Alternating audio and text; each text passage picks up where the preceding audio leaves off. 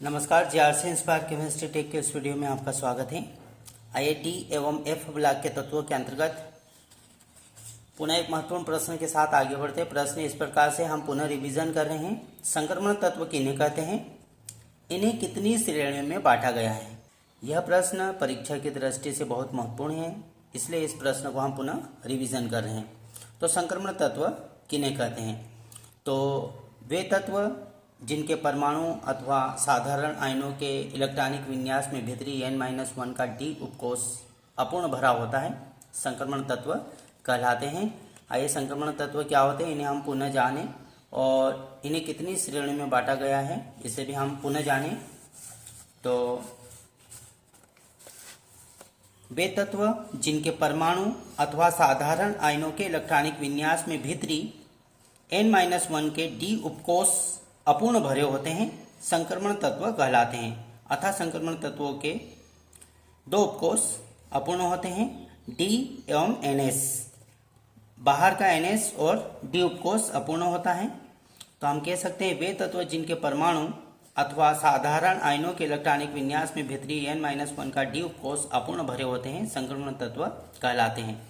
ये समूह 2 से 13 के मध्य स्थित होते हैं, अर्थात समूह 3 से लेकर 12 तक के जो तत्व होते हैं संक्रमण तत्व कहलाते हैं। तो हम कह सकते हैं 2 से 13 के मध्य अर्थात 3 से 12 तक के तत्व जो होते हैं, समूह 3 से लेकर 12 तक के जो तत्व होते हैं संक्रमण तत्व कहलाते हैं।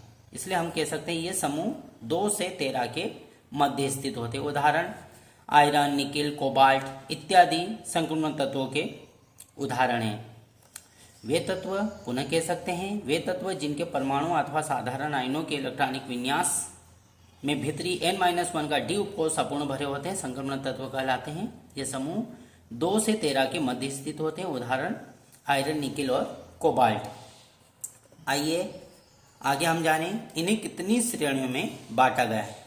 पुनः रिवीजन करते हुए तो इन्हें 4 श्रेणियों में बांटा गया है। आइए इन्हीं 4 श्रेणियों पर चर्चा करते हैं। तो प्रथम संक्रमण श्रेणी,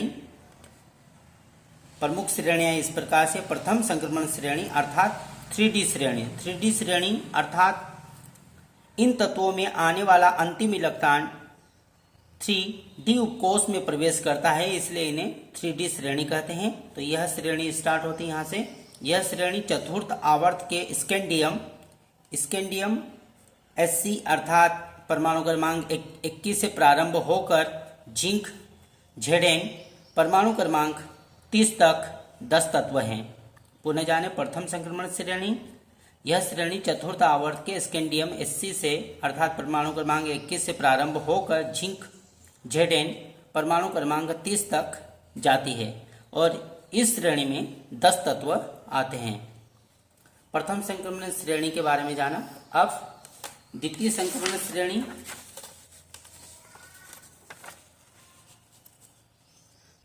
दूसरा बिंदु, द्वितीय संक्रमण श्रेणी या 4D श्रेणी अर्थात इनका अंतिम इलेक्ट्रॉन 4D उपकोष में प्रवेश करता है, इसलिए इन्हें 4D श्रेणी कहते हैं। यह श्रेणी पंचम आवर्त के इट्रियम अर्थात परमाणु क्रमांक 39 से प्रारंभ होकर कैडमियम अर्थात Cd परमाणु क्रमांक 48 तक जाती है और इस श्रेणी में 10 तत्व हैं। हम पुनः कह सकते हैं यह श्रेणी पंचम आवर्त के इट्रियम से प्रारंभ होकर कैडमियम तक है और इस श्रेणी में 10 तत्व हैं। अगला बिंदु इस प्रकार से।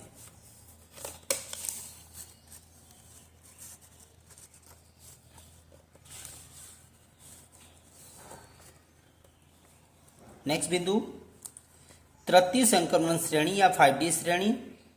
इस श्रेणी में तत्वों में आने वाले अंतिम इलेक्ट्रॉन 5D उपकोष में प्रवेश करते हैं, अतः हम कह सकते हैं यह श्रेणी छठी आवर्त के लेंथेनम La अर्थात परमाणु क्रमांक 57 से प्रारंभ होकर हैफनियम HF अर्थात परमाणु क्रमांक 72 से मरकरी Hg अर्थात परमाणु क्रमांक 80 तक 10 तत्व आते हैं। अर्थात इस श्रेणी में छठे आवर्त के लेंथेनम से प्रारंभ होकर हैफनियम से मरकरी तक के 10 तत्व आते हैं तृतीय संक्रमण श्रेणी में। इसके पश्चात अंतिम चतुर्थ संक्रमण श्रेणी। चतुर्थ संक्रमण श्रेणी अपूर्ण श्रेणी है। यह श्रेणी 7वें आवर्त के एक्टिनियम एक्टिनियम अर्थात परमाणु क्रमांक 89 से प्रारंभ होकर रदरफोर्डियम RF परमाणु क्रमांक 104 से आगे तक के तत्व हैं। यह श्रेणी अभी अपूर्ण है। इस प्रकार से आज हमने संक्रमण तत्व क्या होते हैं, संक्रमण तत्वों को कितनी श्रेणियों में बांटा, इसके बारे में जाना।